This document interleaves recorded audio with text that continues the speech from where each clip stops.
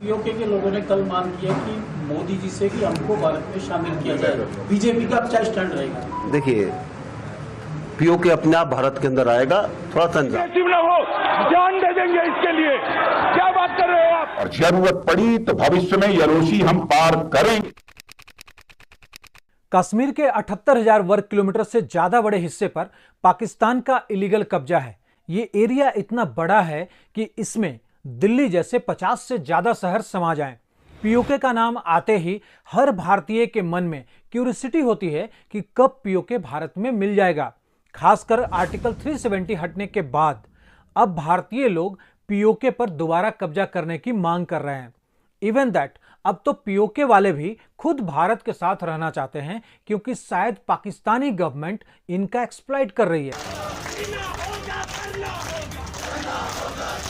आए दिन पीओके की जनता पाकिस्तान की सरकार और उसकी कायर सेना के खिलाफ प्रदर्शन करने के लिए सामने आती रहती है।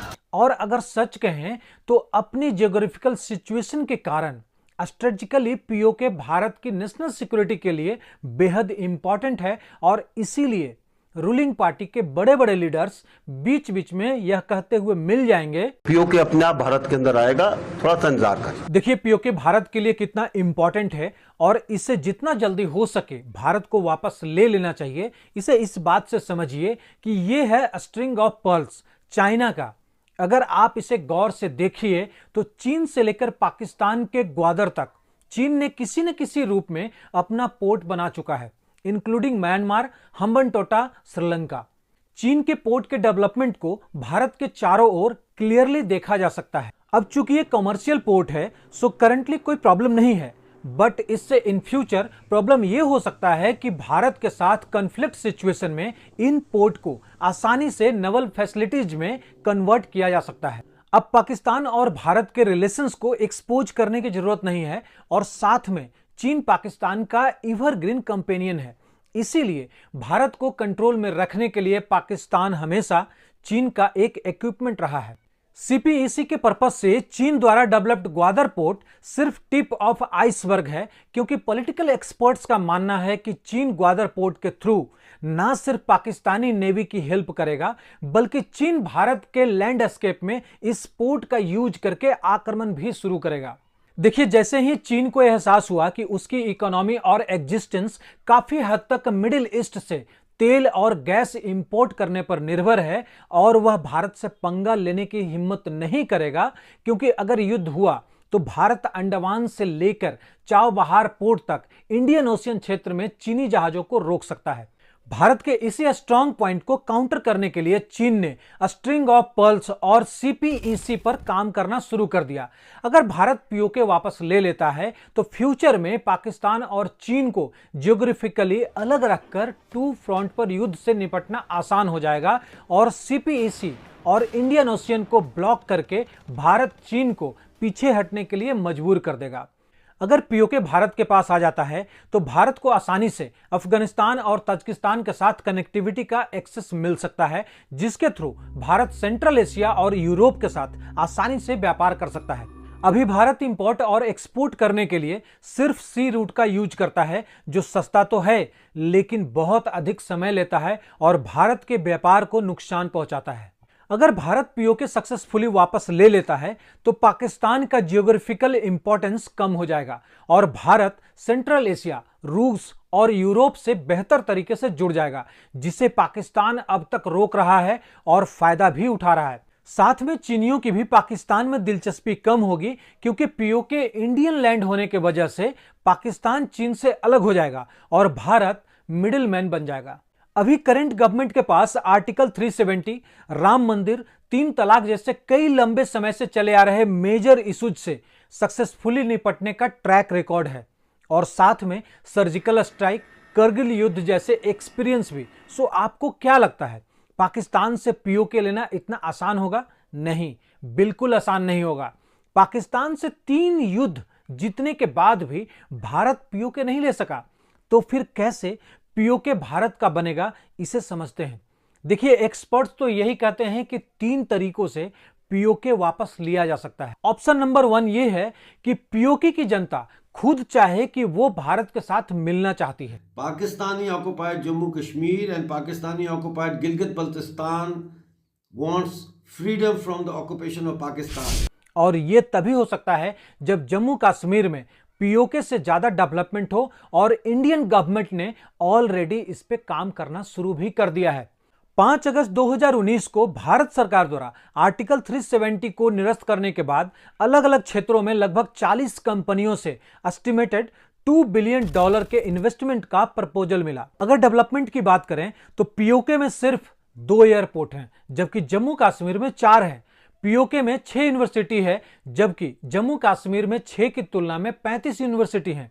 पीओके में सिर्फ 23 अस्पताल मौजूद हैं, जबकि जम्मू कश्मीर में 2812 अस्पताल निवासियों को हेल्थ केयर प्रोवाइड करते हैं। जम्मू कश्मीर ने 4 नई नेशनल हाईवे प्रोजेक्ट्स पूरी कर ली हैं, जबकि 10 नई सड़क और टनल प्रोजेक्ट्स को भारतमाला परियोजना के अंडर सेंट्रल रोड ट्रांसपोर्ट और मिनिस्ट्री ऑफ हाईवेज से मंजूरी मिल गई है। जम्मू और कश्मीर में दुनिया के सबसे ऊंचा रेलवे पुल चिनाब घाटी पर बन चुका है। 2022-23 के केंद्र शासित प्रदेश जम्मू कश्मीर को अपनी अर्थव्यवस्था को बढ़ावा देने के उद्देश्य से $16 बिलियन का बजट मिला।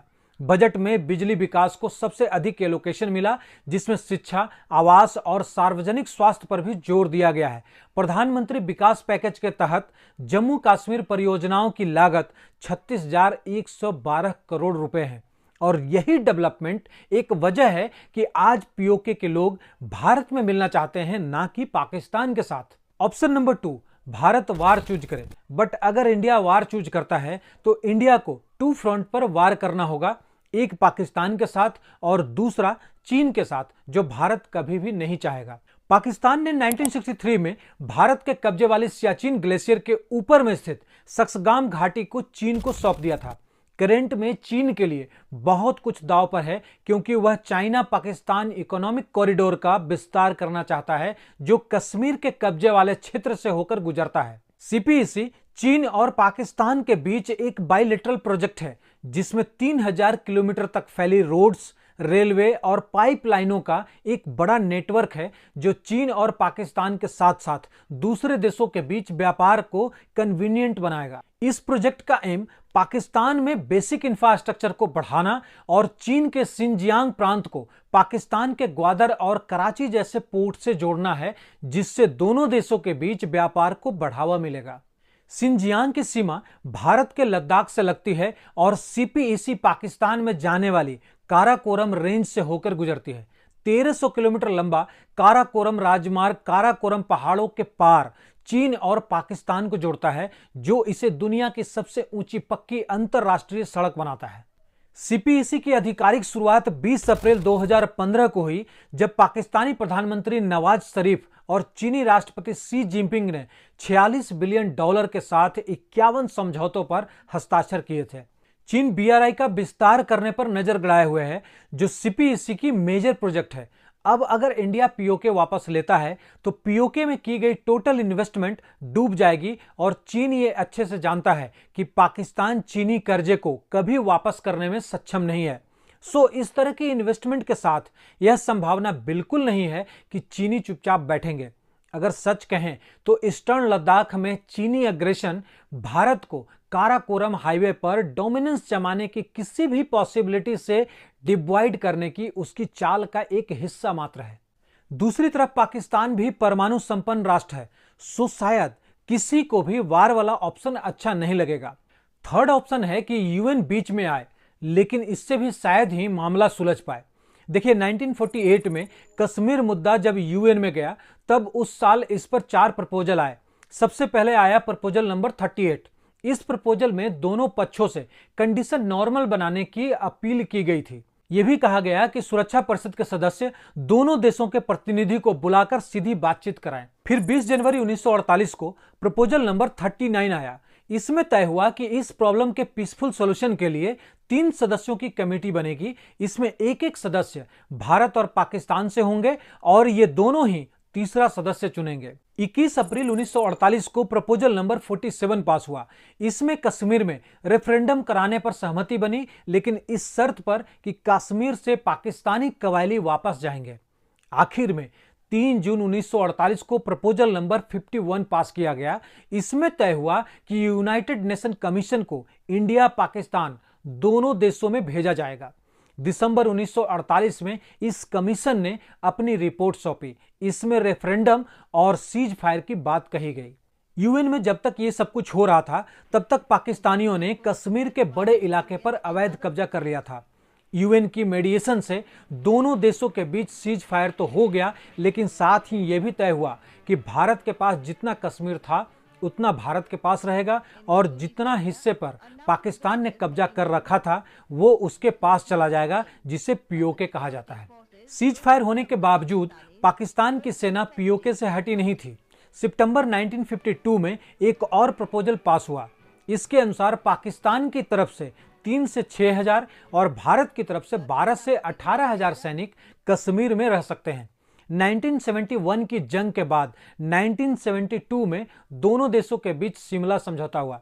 शिमला समझौता में तय हुआ कि कश्मीर से जुड़े विवाद पर बातचीत में किसी तीसरे पक्ष का दखल मंजूर नहीं होगा, फिर चाहे वो संयुक्त राष्ट्र ही क्यों न हो। इस विवाद को भारत और पाकिस्तान ही मिलकर सुलझाएंगे। लेकिन पाकिस्तान इस मसले का इंटरनेशनलाइजेशन करता रहा है। पाकिस्तान के लीडर्स कई बार जानबूझकर यूएन में कश्मीर मुद्दे को उठाते हैं, जबकि भारत साफ कर चुका है कि ये दो देशों का विवाद है और इस मामले में कोई तीसरा दखल नहीं देगा। एनीवे, कश्मीर का मुद्दा अब तक नहीं सुलझ सका है। पाकिस्तान आतंकवाद के जरिए कश्मीर में हालात बिगाड़ता रहता है, जबकि भारत साफ कर चुका है कि जब तक आतंकवाद बंद नहीं होगा तब तक कश्मीर पर कोई भी बातचीत नहीं होगी। आपको क्या लगता है, क्या इस बार यूएन का बात पाकिस्तान मानेगा या नहीं? वैसे आज इंडिया भी यूएन का मेंबर होता, बट पास्ट में कुछ गलतियां हुई जिसके वजह से आज भारत यूएन का मेंबर नहीं है। सो वो कौन सी गलतियां थी, इसे जानने के लिए आप मेरी ये वाली वीडियो देख सकते हैं। वैसे आपको क्या लगता है, इन तीनों ऑप्शंस में कौन सा बेहतर है? कमेंट में जरूर लिखें।